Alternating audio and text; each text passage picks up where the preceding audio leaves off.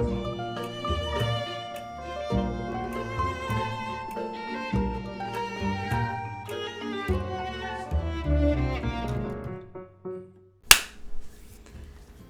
you're watching Dog-Eared Musings, and this is my sister.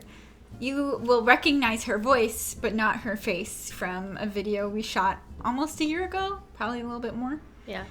Where we reviewed plots based on their book covers, or you guessed what the plots were based on their book covers. And we're coming back at it again. Second time.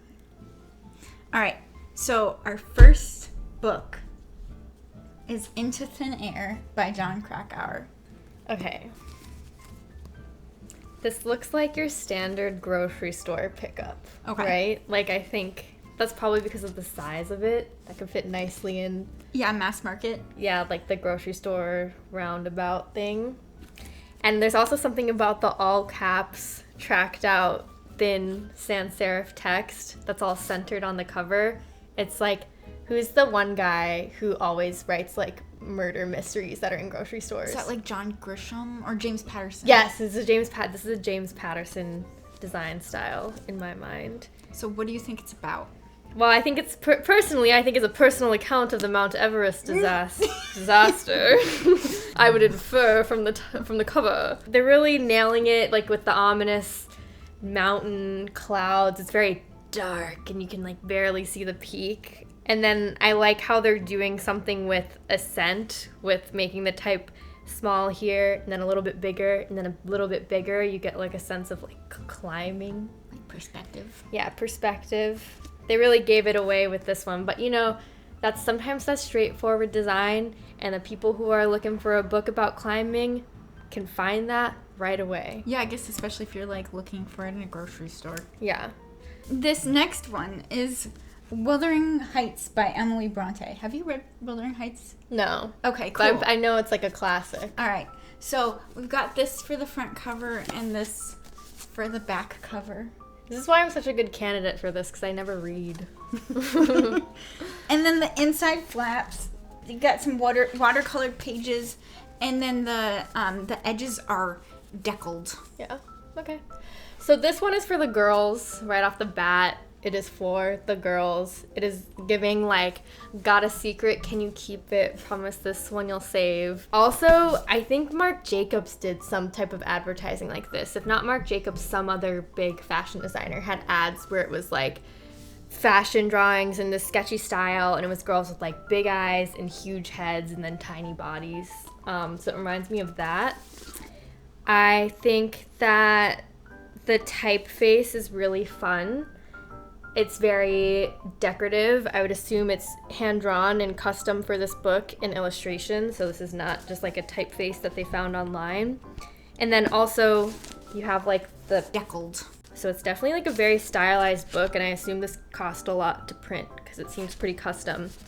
But I think what's cool about like classics like this is they get, I think, refreshed pretty frequently because they're trying to like attract a new audience to read it. So to me, it seems like they're trying to attract like a younger woman who maybe hasn't read this before and is into like dark academia and being edgy, but also maybe like would read Rookie magazine. That type of girl would pick up this copy in particular of Wuthering Heights. What do you think it's about? Oh my god, that's so embarrassing. I don't know what a classic is about. Let me look again. Okay, so we got this girl on the front. We got a guy on the back. It's a story of a boy and a girl. And I don't want to say, she's wearing a scarf. Oh, it's cold. It's cold where they are. Is that what wuthering means? Well, it's like they're like in the English moors. Yeah, they're cold. They're cold and they need each other's bodies for warmth. That's what the book's about. That's pretty much what it's about. Except they're cousins. Alright. Alright, what do you think? Alright, this is a good summer read.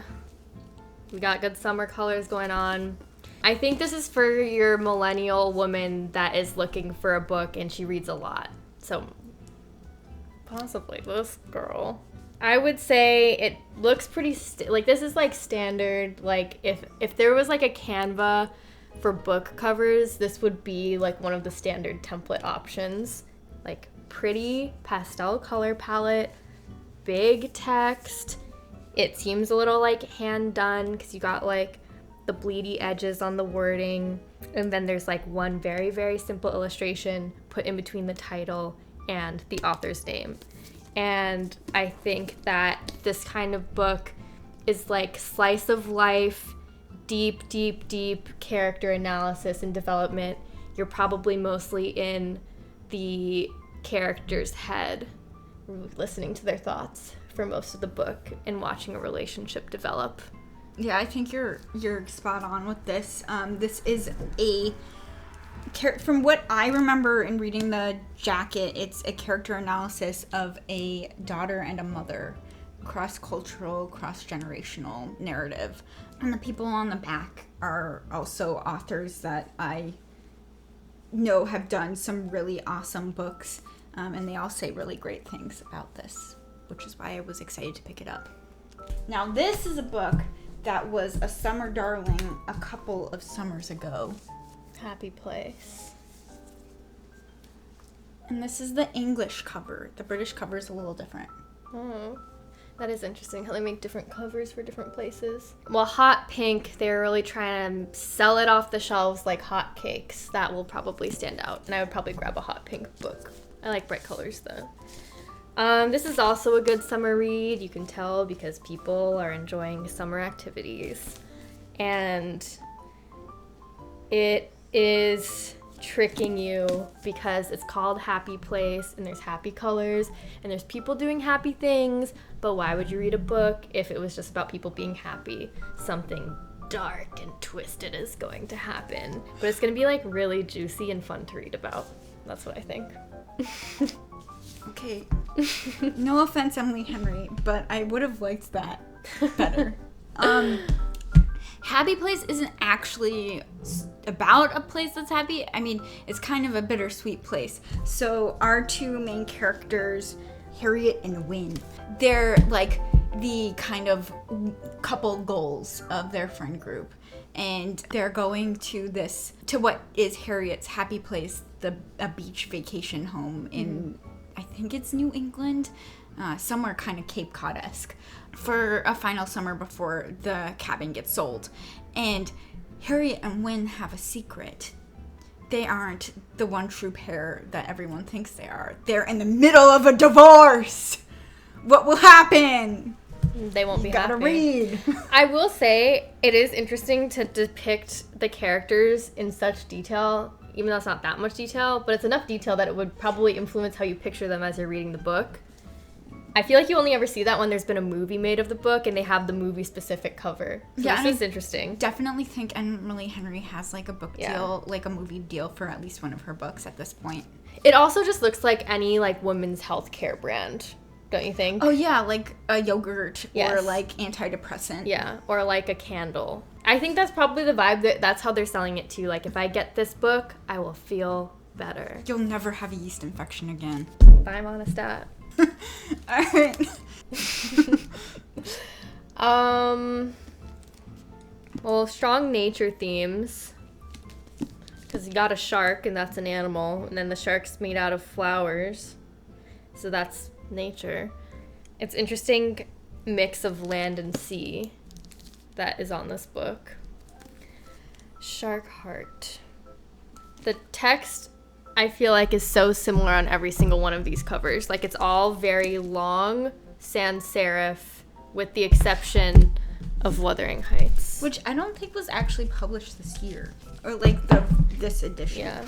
I feel like this book is slower in pace and is asking the reader to be sentimental and connect back with nature, like a little touch grass, see water vibe happening with this book. And this is the type of book you read and you don't realize how wound up you are about life. And then you read it and you're like, like I should just be thankful to be alive. And like, it is nice that the sun is shining today, isn't it? It puts you in that mind state. because it's just about getting back to the basics, and that's sharks. I think that it is about a marine biologist who goes on a wild adventure and eats a shark's heart and reconnects with the meaning of love and life. Well, I think eating sharks' hearts is illegal. But this is a little bit weirder than what you described. It's a magical, realistic story that focuses on a couple whose marriage is falling apart when a husband slowly realizes that his heart is turning into a shark's heart, and he is slowly turning into a shark. And it's all a metaphor. Yeah, I guess so. I guess I'll have to find out. Didn't they already make a movie about this? Like Walrus or Tusk or something? I don't know. Where are the film bros at? Someone back me up. I guess someone will harass us in the comments. But I guess Anthony Dorr of Cloud Cuckoo Land commented on this book too. Yeah, the author of this saw the tweets like, would you still love me if I was a worm? And wrote this book. Yeah, and I guess we'll find out if the main person would still love her husband if he was a shark. I love sharks, personally. All right, so what was your favorite cover based off of all of these? Oh, this easy answer. This one eats down. This is like being a young girl and wanting something kind of like creepy and edgy decor from your room, and you find this and you get this. Yeah, that's like a little Victorian. That's like someone, like, you read that at a coffee shop to seem cool. Yeah, yeah, totally. I also think it's like the most unique looking of the selection. Even though, like, maybe back in the early 2000s, this would have been what everything looked like. Yeah, because it definitely has, like, who's the guy who did Edward Scissorhands? Tim Burton. That Tim Burton. That and, like, exhibit. When we were kids and, like, fiction, like, Lemony Snicket was super in. Like, this reminds me of, picking up a Lemony Snicket book as a kid. It's that same appeal. Okay. What book should I read based off of these covers? Well, I feel like you already read Wuthering Heights. I definitely have read Wuthering Heights already. Even though I gave a really poor description of what the book was about. Also, it seems like you've read most of these. I've read this one too. But out of these three. Okay, I would say one of these, this just sounds like a crazy plot, and I want to know what happens. And if she still loves her husband, even if he was a shark. But this, like, I feel like this is, because it's, like, grocery store book design, we all process that as, like, the background of our world, and it's not the thing that, like, jumps out to us. But the books that they put in the grocery store are there for a reason. Like, those are quick, dirty, fun reads. So I feel like you might really like this. Okay. So. All right. So sound off in the comments below. I sound cringy saying that, but if you have a take on which ones I should read, feel free and comment below. You've been watching Dog Eared Musings. Thanks for watching and happy reading. What about Krakauer? That's what she said, either this one or Krakauer. Wait, you talked about Krakauer?